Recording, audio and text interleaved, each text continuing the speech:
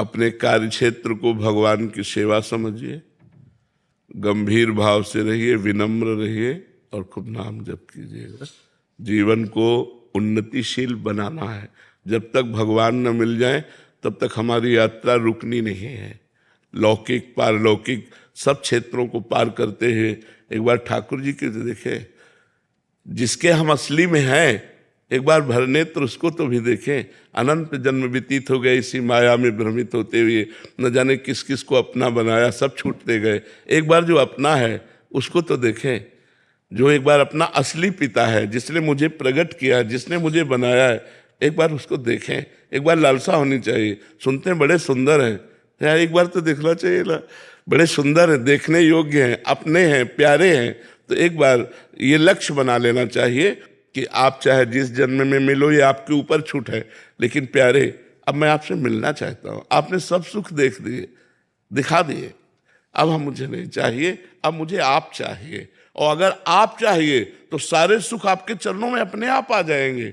और आपसे विमुख होने पर, देखो हनुमान जी महाराज रावण से बोले कि तेरे पास सब कुछ है लेकिन विवेक नहीं। जिनके द्वारा तुझे सब कुछ मिला है उन्हीं की पत्नी का अपहरण करके तू सुख चाहता है। तो शंकर सहस विष्णु आज तो ही सकहि न राख राम कर द्रोही। हजारों शंकर हजारों विष्णु मिल जाएं तो भी तुझे भगवान राम से द्रोह करने के कारण तेरी रक्षा नहीं कर पाएंगे। और अंततो गत्वा बंदर उसकी खोपड़ी पे पैर मारते हैं। ये हाल देखकर मंदोदरी कहती है कि राम विमुख अस हाल तुम्हारा, रहा न को कुल रोवर यारा। आज जिस समय तू चलता था मैंने देखा है, दिशाओं के दिग्गज कांपते थे। आज वही रावण तेरी खोपड़ियों को बंदर लात मार रहे हैं। ये हालत भगवान से विमुख होने के कारण हुई। तो हम उन भगवान के सन्मुख हो, उन भगवान को प्राप्त करें तो मनुष्य जीवन की सफलता है। खूब आनंद पूर्वक रहो, मस्त रहो, भगवान के आश्रित रहो।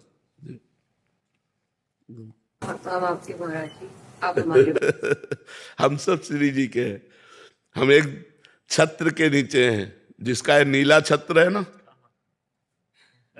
नीला छत्र है ना आकाश, हम सब उसी के बच्चे हैं, हम उसी के हैं। हाँ, आगे का मार्ग आप नहीं जानते तो हम आपका हाथ पकड़ लिए, हमारा कोई हाथ पकड़े है, उसका कोई हाथ पकड़े है और उसका वो हाथ पकड़े है। ऐसे हम क्रम से जा रहे हैं।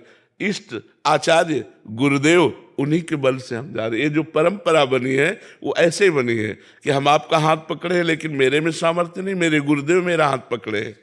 लेकिन मेरे गुरुदेव आचार्य का हाथ पकड़े, आचार्य इष्ट का हाथ पकड़े, तो मतलब हम लाइन में ही हैं, हम वहीं पहुंच जाएंगे। जय जय श्री हरि।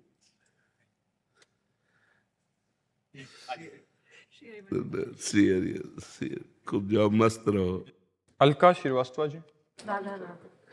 राधे राधे महाराज जी। महाराज जी, योग क्षेम मतलब जीवन यापन से जुड़े खर्च की चिंता बनी रहती है, इससे ऊपर उठने के लिए महाराज जी क्या करें? आप बताइए, आप दुख प्राप्ति की चाह करते हैं क्या? कोई स्वयं प्राप्त होता है ना, ऐसे सुख प्राप्त हो जाएगा जो आपके भाग्य में लिखा है। सुख और दुख के लिए आपको प्रयास नहीं करना, आपको प्रयास करना है सुख और दुख से परे परमानंद की प्राप्ति के लिए, भगवान की प्राप्ति के लिए। यदि आप भगवान की प्राप्ति के लिए प्रयास करते हैं तो आपको योग क्षेम की चिंता नहीं करनी पड़ेगी, क्योंकि स्वयं ठाकुर जी कह रहे हैं अनन्यश्चिन्तयन्तो माम ये जनाः पर्युपासते तेषां नित्याभियुक्ता नाम योगक्षेमं वहाम्यहम्। जो मेरा अनन्य चिंतन करता है उसके योग और क्षेम का वाहन मैं स्वयं करता हूं। योग का तात्पर्य होता है प्राप्त जो है और अभी जो नहीं प्राप्त है, नहीं प्राप्ति की प्राप्ति कराने का नाम योग है, और जो प्राप्त है उसकी रक्षा करने का नाम क्षेम है। जो नहीं प्राप्त है वो स्वयं ठाकुर जी प्राप्त कराएंगे, और जो प्राप्त है उसकी रक्षा स्वयं ठाकुर जी करेंगे। वो देख रहा है योगक्षेमं वहाम्यहम्, वो ऐसे थोड़ी बोल रहा है, वो सच्चिदानंद है, वो सत्य नारायण है, वो जो बोलता है वो करता है। उन्होंने कहा योगक्षेमं वहाम्यहम्, मेरा सिर्फ कार्य है उसका आश्रय लेकर चिंतन करना और उसका कार्य है व्यवस्था करना। हम जब उसकी शरण में हैं तो उसकी व्यवस्था अपने आप होगी। आप चाहे गृहस्थ हो चाहे विरक्त हो, सबकी वो व्यवस्था करता है। हम आपको कैसे बताएं, वो इतना आगे से आगे देता रहता है। आपको क्यों नहीं मिलता? क्योंकि आप अहंकार से अपना पोषण कर रहे हैं, भगवान से नहीं। मैंने ये किया, मैं ये करूंगा। अहंकार विमूढ़ात्मा करता हमित मन्यते, तो उतना ही मिलेगा जितना आप कर रहे हो। अगर ऐसे हो गए, एक होता है गोदनामा और एक होता है निजी कमाई।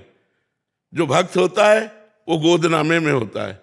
हमारा विश्वास, हमारा आत्मनिर्भर भाव, हमारी आत्मा भगवान है, उन पर निर्भर भाव, तो कहते योगक्षेमम वहाम्यहम। हम एक गृहस्थ की बात बताते हैं। हम रोटी मांगने जाया करते थे, तो उनको देखते तो पूजा में ही लगे रहते। बिहारी जी के तीनों काल के दर्शन, यमुना स्नान, वृंदावन की प्रदक्षिणा और नाम जब भक्ति में रत रहते। उनकी बेटी सयानी हुई, कोई अर्थ की व्यवस्था नहीं कि आपकी बेटी सयानी हो रही है और ब्याह करना है और आप रात दिन पूजा में ही केवल लगे रहते। आपकी आय कोई है नहीं। जो रेलवे में तो उससे जो उनको मिलता था पेंशन, उसी से उनका चलता था। वो बिल्कुल बिल्कुल विरक्त संत जैसे गृहस्थी में। तो उनका बाबा, हम बिहारी जी की वो बात देखते हैं जो उन्होंने कहा योगक्षेमम भाम्यहम। मैं पूर्ण भरोसे पे हूं, जिस तारीख को जिस समय होना होगा वैसा होगा। एक परमहंस जी थे, अभी उनका शरीर पूरा हुआ, बड़े ब्रज के गुप्त परमहंस थे, उनको कोई जानता नहीं था। वो एक इंजीनियर को गुड़गांव से लेकर के आए बिहारी जी के दर्शन कराने। तो वो उनके यहाँ पहुंचे। पहुंच कर कहा कि तुम्हारी बेटी ब्याह लायक है यार, ब्याह नहीं करोगे? तो उनका कोई संयोग बैठेगा तो देखेगा, हम तो बिहारी जी के ऊपर है। तो कहा ये इंजीनियर है, ठीक रहेगा? इंजीनियर से कहा लड़की ठीक रहेगी? उन्होंने कहा जी 5 मिनट हम बात कर लें। बोले बात कर लो, ब्याह हो गया। कैसे बिहारी जी करते, कैसे व्यवस्था करते,